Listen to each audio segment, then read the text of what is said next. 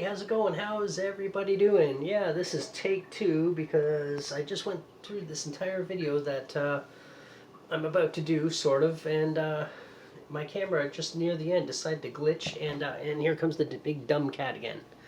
You did the same thing in the other video, except it was cute then because I was right in the middle of something, even like I am now, but it was just kind of cuter then. But yeah, and there he is on the counter. He's a dopey dummy. But I love him. I love them both. But anyway, yeah, my camera glitched and just said, okay, I'm going to stop recording for reasons, and then before I could even read why, it just kind of stopped. But then I went and kind of watched part of what I had recorded, and now I'm cricket. But I watched part of what I recorded, and the sound wasn't syncing up, so I don't know what happened there. It was some kind of a weird glitch. So anyway, we're doing this all over again. But that's okay, because I got nothing better to do. So I should probably say what we're doing. I guess you probably read it anyway. But if you want to hit that subscribe button, that would be great, because I really want to get up to 1,000 people. And for those who have subscribed lately, thank you so much, and I appreciate it. And I am still kind of crooked here. Crooked, not cricket. And now the cat's doing something else that he probably shouldn't be doing. No, don't drink my water. And don't go up there. Why does he go? You know, cats, they do stuff just to drive you nuts. Out, out, out, out. Come here. Come here. Come here, monkey. Oh, I call him my little monkey because he acts like a monkey. Okay, there. You want to say hi? Hey? Show how cute you are? No, don't play with the camera. Let the camera say, just look. Look, pop your head up and go, look, hey, I'm cute. Okay, goodbye. No, no, no.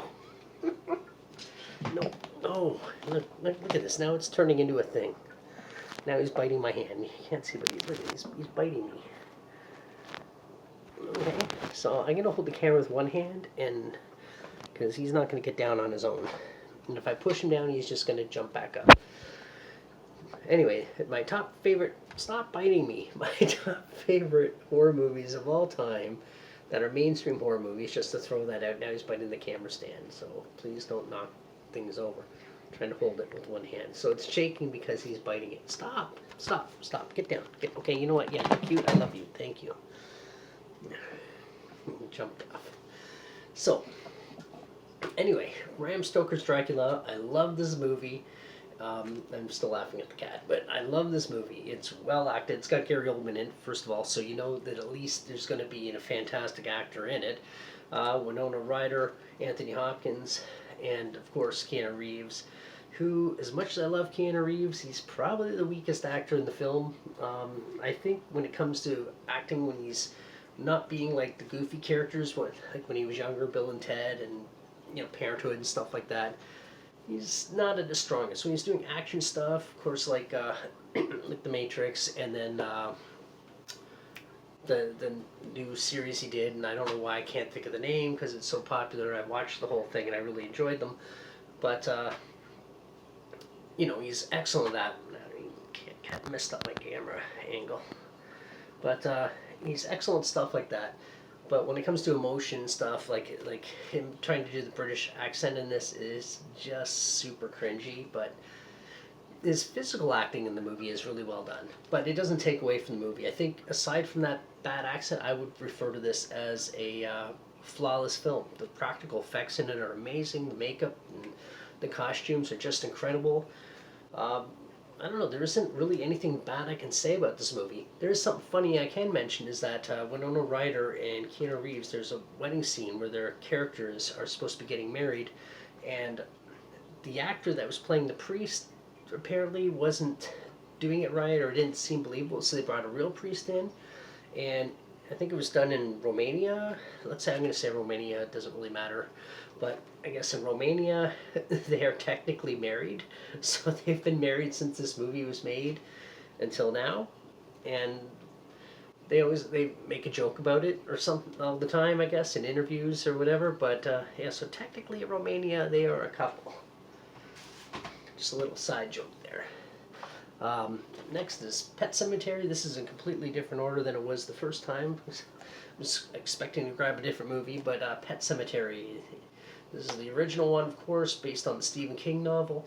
I really enjoy this movie. I think it's well cast. I think it's well acted. The only actor in this that I think is a little bit is the little girl in it. I don't know her name, and she's gone on to do other things, I'm sure. I just can't think of off the top of my head.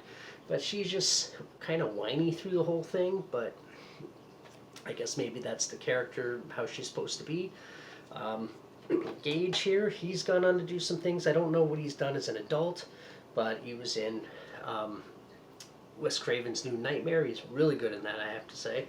And he's in Kindergarten Cop. He's really cute in that movie too. Check both of those films out if you haven't already. Of course, you got Fred Gwynn here, who is Herman Monster, and it's just a really well made movie.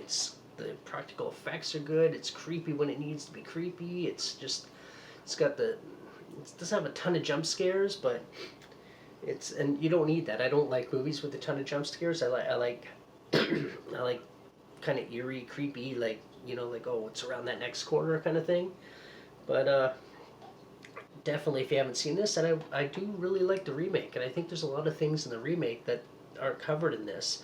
And when it comes to remakes, I think that this one was the remake for this. I don't like to call it a remake because it's based on a novel. I prefer to call it like a retelling. In my opinion, if it's based on a movie that was just a movie and then you remake the movie, then it's a remake. If it's something based on a book, I prefer to call it a retelling because you're not remaking the movie. You're just making another movie version of the original novel. So I'll just go with a retelling. The retelling is really good, and it does cover some things that weren't in this. But both are worth watching. This is definitely the superior film. I will say some of the ending scenes with Gage are a little bit comical and laughable, but they're also not bad at all. But definitely worth the watch. And yes, Zelda is still the creepiest character in the film. Up next, I need a sip of water.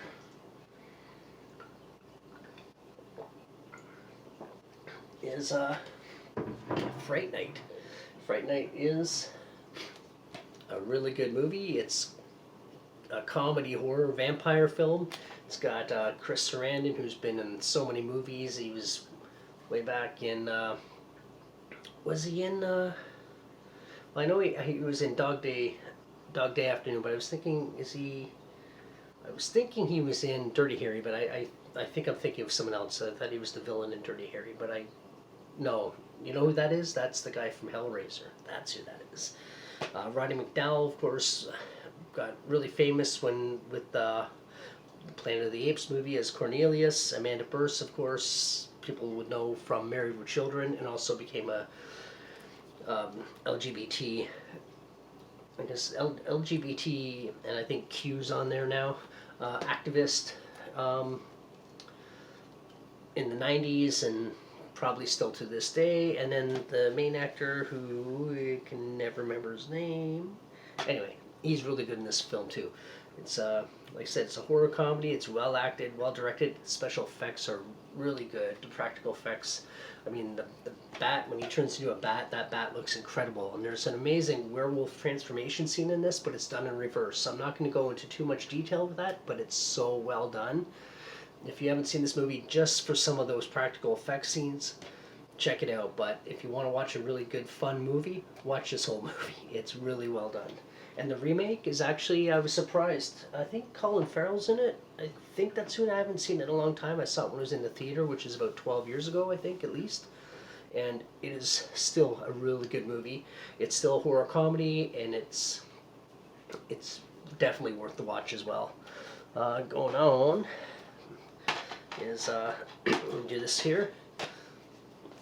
Let Me In. Now, I'm not specifically talking about Let Me In, but Let Me In is a good remake of a foreign film, and Hollywood often does come along and take foreign films, especially horror films, and make them their own thing, and sometimes ruins it, makes it too effects heavy or whatever, and just sort of, I'm going to say, Americanizes it too much, and kind of ruins them. But this is actually still pretty good. It just kind of goes with the way it was in the original movie. The effects are a little bit bumped up, but not over the top, where you're just like, it's not believable.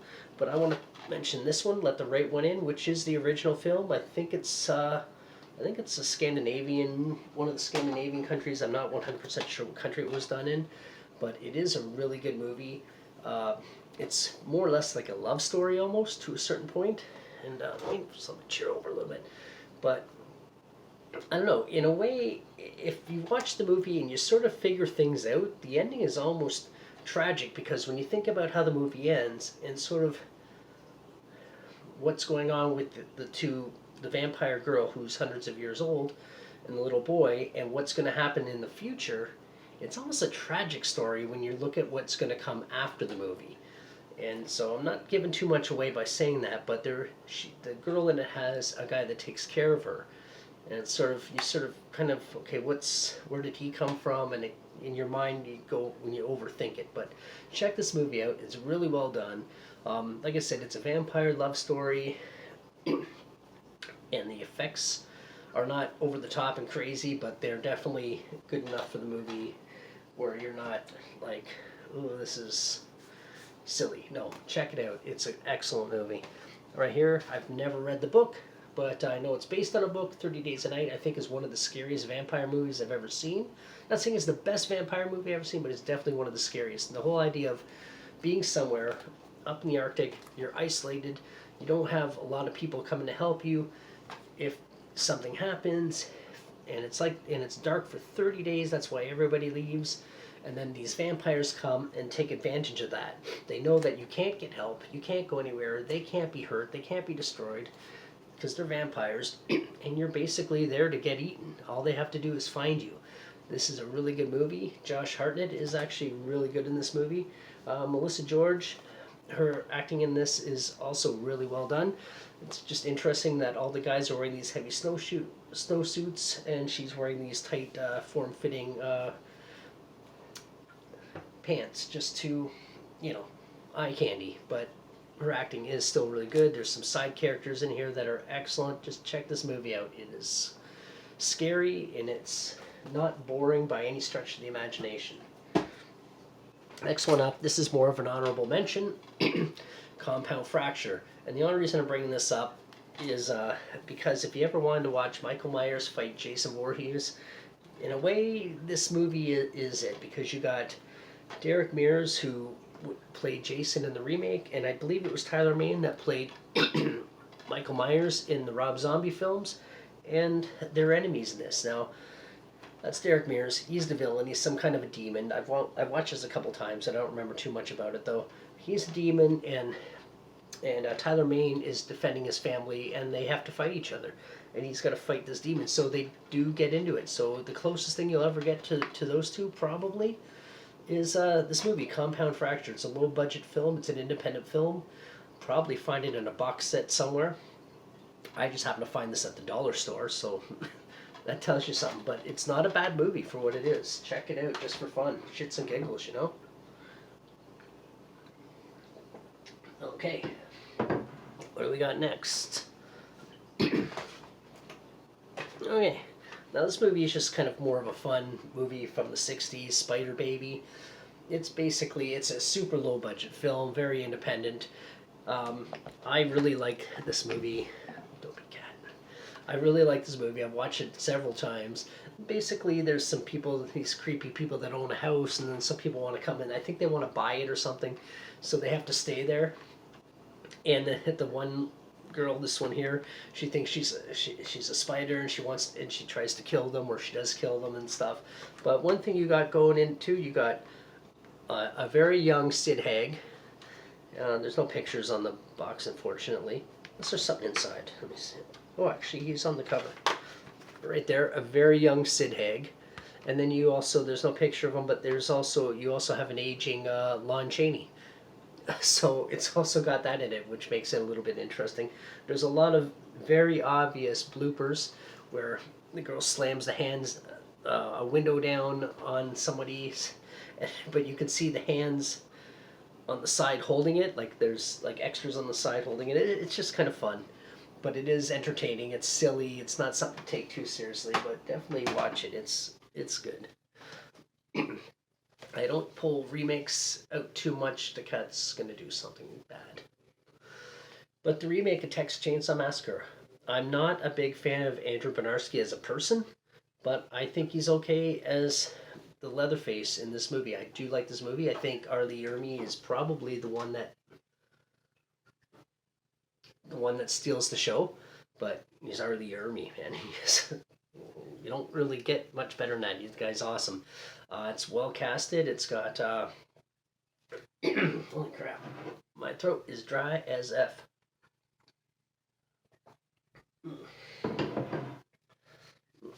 Blah blah blah. What's her name? Cat's gonna do something bad.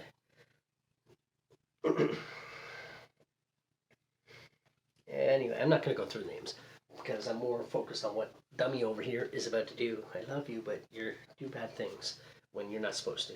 But anyway, check this remake out. As far as most people have seen. In fact, there's these days probably more people that have seen this than the original. I prefer the original, but this movie is definitely worth checking out. It's scary when it needs to be scary. Why are you being bad? Stop it. I'm flicking water on him, hoping he'll stop. You're just getting into things. But, I don't know. I'm just kind of going on now because the cat is distracting me. But, so we'll move on to the next one. The next one is Cujo. I love this movie. Dee Wallace, of course. It's about a rabid dog based on the Stephen King novel. They're stuck at a farmhouse and they can't get away. Now, I mean, the rabies in this is incredibly exaggerated from real life. Hold on a second. Get out of here. No, go this way. Go away. Okay. He's still on the counter. He's still going to do something bad. I know he is. But, Dee Wallace, what's the young guy's name? He was in, excuse me, Growing Pains, I think. Was it Who's the Boss? No, what's it? It was Who's the Boss, I think. And Little Boy and Who's the Boss? I don't know, I can't remember. It was the 80s. Growing Pains and Who's the Boss, they always played back to back. I know one had Tony Danza, and the other one had Kirk Cameron. And Tony Danza and Alyssa Milano on the other one. I think he was the one with Tony Danza. But, what was his name? Denny Pintaro. But he's incredibly well. He is a really good actor in this movie. You know what? Get down. Hey, I'm trying to do something here. But if you want to know a really good child actor, he's amazing in this movie.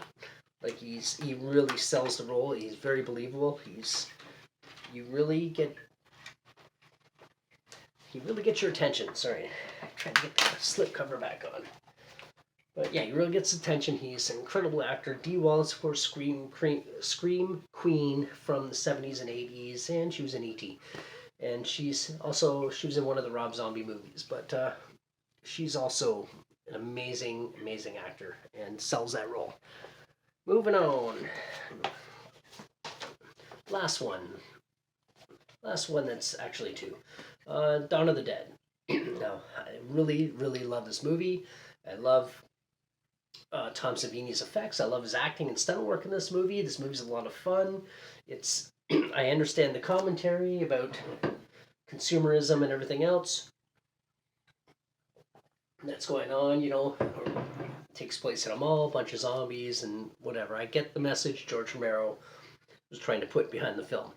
However, I don't find it scary. It's gory, and it's well done, and I do love watching it. But I don't buy it as a horror film that much. I mean, it's got a pie fight where they're fighting zombies with pies, so it's kind of campy and silly, and a lot of fun to watch. And I know this is an unpopular opinion, and a lot of people disagree with me, but I like the remake better, and it's upside down. But I like the remake better. It's scarier. It's the opening scene is unbelievably intense. Like, it's just really well done. It's well casted. I would rather watch this than the other one, and it's nothing against George Romero. I'm a huge fan. I got a Night of the Living Dead tattoo on my shin. It's nothing against him overall. I just think this is a better movie. It does have some campy parts with the zombie baby, which I thought was really stupid, but And it's got some funny parts when it needs to be funny, but overall, it's more realistic. It's just more frightening. Sarah Polly is, well, when she was young these days, she's sexy as fuck. Not gonna lie, but that's just me being me. But it's definitely the preferred one for me, and decide on your own what you like better. It's all your opinion, and I never judge anybody on things like that. But that's just me. Anyway, I'm going to end this because I'm losing my voice. And thanks for watching. The closest thing to a zombie thing I have, so toys and collectibles I have for this video is my zombie Merle from The Walking Dead. But that's about it for that.